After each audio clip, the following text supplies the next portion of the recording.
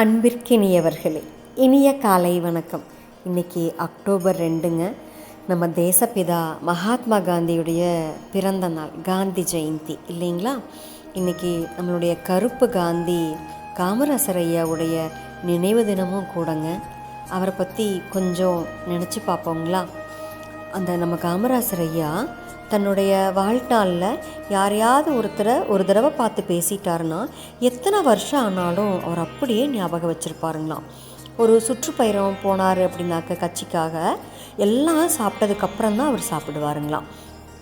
பேசுகிறப்போ அமருங்கள், மகிழ்ச்சி, நன்றி அப்படின்னு அழகான தமிழில் பேசுவாருங்களாம். தமிழ் மட்டும் இல்லைங்க, நேரு கிட்ட, சர்தார் வல்லபாய் பட்டேல் கிட்ட, சாஸ்திரி ஐயாட்டெல்லாம் பேசும்போது ரொம்ப அழகான ஆங்கிலத்தில் பேசி ஆச்சரியப்படுத்துவாருங்களாம். அதே சமயம் அவருக்கு கோபம் வந்துருச்சுன்னா அவ்வளோதான், திட்டி தீத்துருவாருங்களாம். ஆனால் மறு நிமிஷமே பனிக்கட்டி மாதிரி அதை மறந்துட்டு கரைஞ்சி போயிடுவாருங்களாம். தமிழ்நாட்டில் எந்த ஊர் பற்றி பேசினாலுமே அந்த ஊரில் இருக்கிற தியாகியோடைய பேர், மற்ற எல்லா விபரத்தையும் துல்லியமாக சொல்லி ஆச்சரியப்படுத்துவாருங்களாம். அவரோட ஆட்சி காலத்தில் உயர் கல்விக்காக 175 கோடி செலவழிச்சிருக்கிறாங்களாம். இதெல்லாம் அந்த காலத்துலேயே எவ்வளோ பெரிய தொகை பாருங்கள். இந்த காலத்துலேயே இது பெரிய தொகை தான் இல்லைங்களா? தன்னோட பாட்டியோடைய இறுதி சடங்கில் கலந்துக்கிட்ட போது தான் அவருக்கு தோளில் துண்டு போட்டாங்களாம். அன்னைக்கிலேருந்து தான் காமராஜர் ஐயா துண்டு போடுற பழக்கத்தையே ஏற்படுத்திக்கிட்டாருங்களாம். அவருக்கு மாலை, மலர் மாலை இதெல்லாம் கொஞ்சம் பிடிக்காதுங்களாம், அலர்ஜியாக.